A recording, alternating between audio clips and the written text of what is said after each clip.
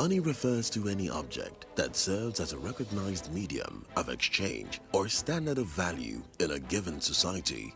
The deployment of money facilitates the exchange of goods and services. Money is also a tool for trading the fixed but transient cold time. Being the most liquid of all assets common to man, it therefore does not suffice as a true source of wealth, as it is better exchanged for other assets that multiply in value over time. The concept of money has been around since the dawn of civilization. Throughout history, most currencies, including the US dollar, were linked to valuable commodities, and the amount in circulation were largely dependent on the government's gold and silver reserve. In 1971, President Richard Nixon severed the links between the dollar and the gold standard. This necessitated the dawn of what the world now refers to as fiat currency. I have directed Secretary Connally to suspend temporarily the convertibility of the dollar into gold or other reserve assets. So Nixon closing the gold window essentially turned the US dollar into a fiat currency. Fiat money is a government-issued currency that is not backed by a physical commodity like gold or silver, but rather by the government that issued it. The US Federal Reserve, United States Federal Reserve, that acts like the central bank in many countries.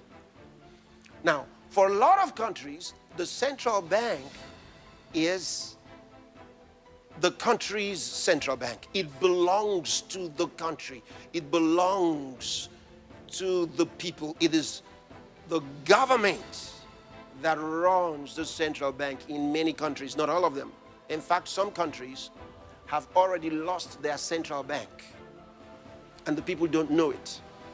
But the US Federal Reserve, which is supposed to be or known as the central bank for the US, doesn't belong to the United States. The way the monetary system works is something that isn't actually hidden away from all of us. It's out in the open, but it's complex and people just they can't see how it works. It's hard for them to imagine that we're living in such a hoax. Others are meant to be secret, but the truth is slowly coming out, like the Federal Reserve being a private corporation and not really part of the U.S. government. What should be the proper relationship between a chairman of the Fed and a president of the United States? Well, first of all, the Federal Reserve is an independent agency, and that means basically that there is no other agency of government which can overrule actions that we take. What the relationships are don't frankly matter. In addition to this, it seems that the Fed can't even be touched by investigating parties. So I'm asking you if your agency has, in fact, according to Bloomberg, extended $9 trillion in credit, which, by the way, works out to $30,000 for every single man, woman, and child in this country. I'd like to know, if you're not responsible for investigating that, who is? We have responsibility for the Federal Reserve's programs and operations, audits, to conduct audits and investigations in that area. In terms of who's responsible for investigating, would you mind repeating the question one more time? Mr. Chairman, my time is up, but I have to tell you honestly, I am shocked to find out that nobody at the Federal Reserve, including the Inspector General, is keeping track of this. That means the United States dollar does not belong to the United States. And I'm serious. That means that all the money of the United States is loaned to the country by the Federal Reserve.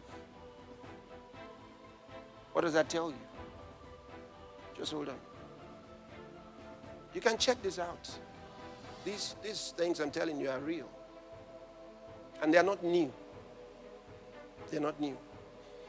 So all the money is loaned to the country. Loaned to the government by the Federal Reserve. which is owned by certain individuals and organizations. And of course, organizations are run and owned by individuals. Yes, sir. Yes. And most of them are not of the United States. A lot of them are in Europe, which means many of those who own all the money of the United States are foreigners. Yes, sir. A central bank is an institution that issues and regulates the currency of an entire nation. Based on historical precedent, the typical powers inherent in central banking practice include the control of interest rates and the expansion and contraction of the money supply itself. Now, the central bank does not simply issue money to the government, it loans it to them with interest. Then, through the mechanisms of increasing and decreasing the supply of money, the central bank essentially regulates the value of the currency issued. It is critical to understand that the entire structure of this system can only produce one thing in the long run: debt. It doesn't take a lot of ingenuity to figure this scam out, for nearly every single dollar produced by both the central bank and its regulated commercial banks is loaned at interest. That means every dollar produced is actually the dollar plus a certain percentage of debt based on that dollar. And since the banking system has the monopoly of the production of the currency, and they loan each dollar out with an immediate debt attached to it, where does the money to pay for the debt come from? It can only come from the banks again, which means the banking system has to perpetually increase its money supply to temporarily cover the outstanding debt created, which in turn, since that new money is loaned out at interest as well, creates even more debt. The end result of this system is essentially slavery, for it is technically impossible for a government, and thus the public, to ever come out of the self-generating debt. In light of this, a shocking reality awaits many who have built solid faith in the United States dollar without prior knowledge. The dollar is an ordinary paper that is backed only by propaganda.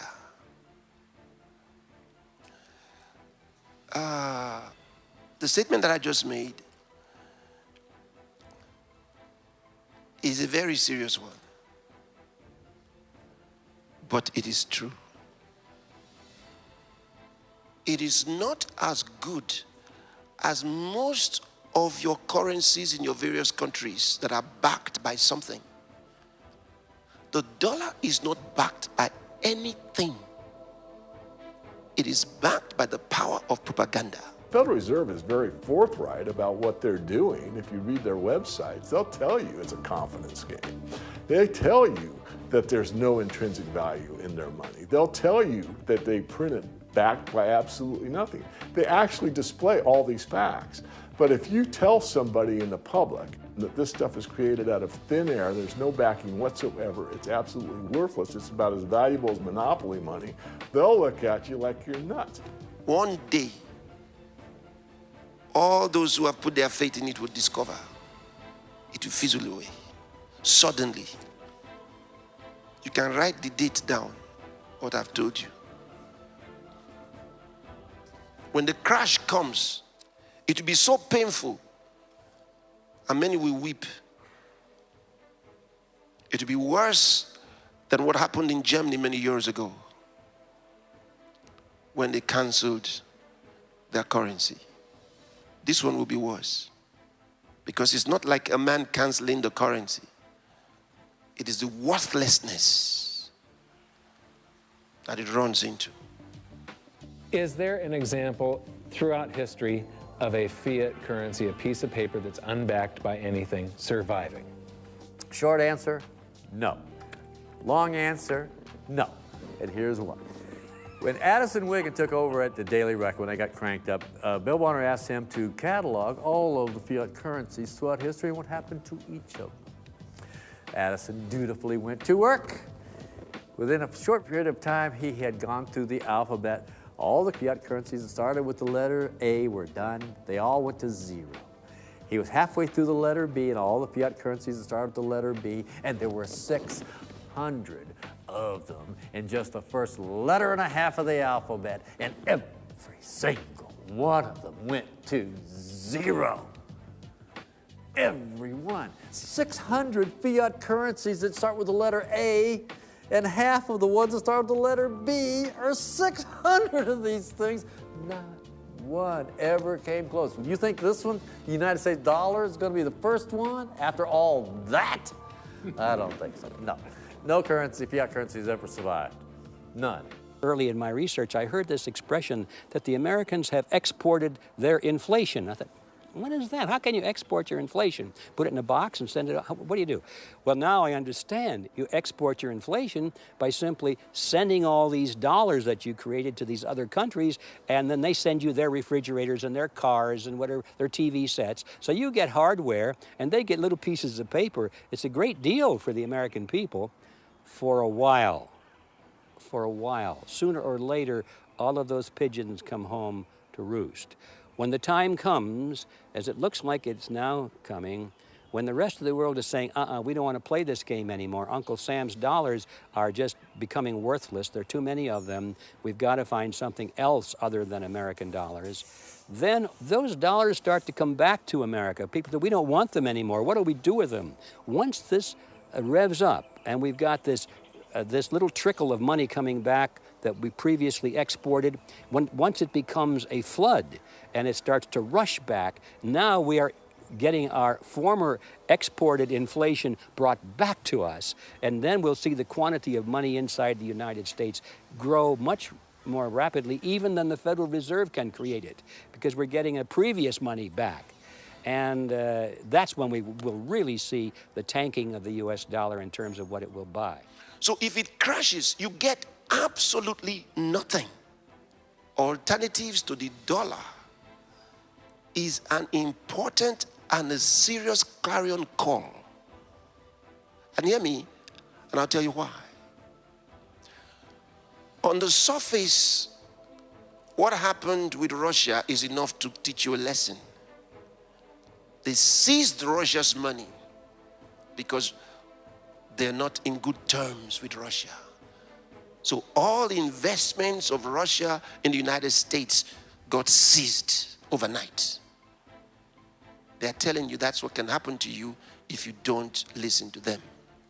We dared the world to get off of the dollar. We dared them how? By declaring war on Russia and specifically on the Russian people and weaponizing money. We are at war right now with Russia. We are not shooting yet, and I hope it doesn't come to that, and if we cool down, it won't come to that, but we are at full-scale economic war with the people of Russia. We are actively collapsing their currency, using the dollar as a weapon, but there's great risk to that. We dare the world to consider alternatives, to get off the dollar. And guess what?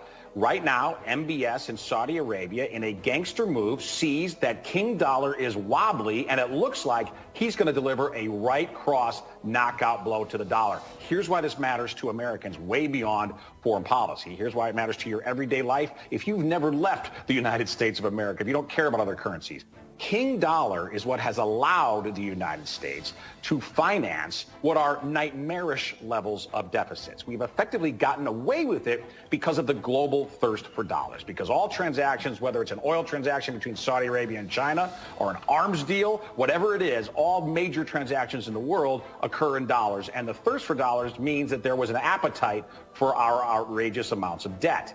If that appetite starts to wane and eventually goes away, and it very well could, this country quickly becomes Argentina. We quickly enter a death spiral of debt. And don't think it can't happen here, because Argentina was once, a century ago, a very wealthy, very advanced country, on par, if not exceeding, the United States in its prosperity. So it seems unthinkable, but it can happen. After a century of dollar primacy in global capital markets, Joe Biden, in just over a year in office, is already dethroning King Dollar, and this matters to the lives of every single American. What happened with the Russia-Ukraine war, when the so-called Russian oligarchs lost their money because the United States impounded their wealth, right? And not only United States, it happened also in Europe. So I guess it's helping some nations to think now that keeping their foreign reserves in the US dollar might not be a great idea after all. It can be seized. They just found out. They just found out. And as a matter of fact, it's time to reconsider trading in dollars. It's time to reconsider it. I'm talking about the nations now. It's time to review whether the American dollar should be the reference for exchange. It's time to review it. It's time to consider other currencies. I know that what I'm saying at this particular time shakes up, the United Nations, United Nations, because the US will be thinking, what does this mean? And the UK will be thinking, what does this mean? Europe will be thinking, what does this mean? It means a lot. It just means it's time to go off the US dollar for many countries. It's about time. Those are loaded words, but if you look at the future of what's going to happen, I'm only just telling you it will happen anyway. It's coming. A prudent person with insight foresees danger coming and prepares himself for it.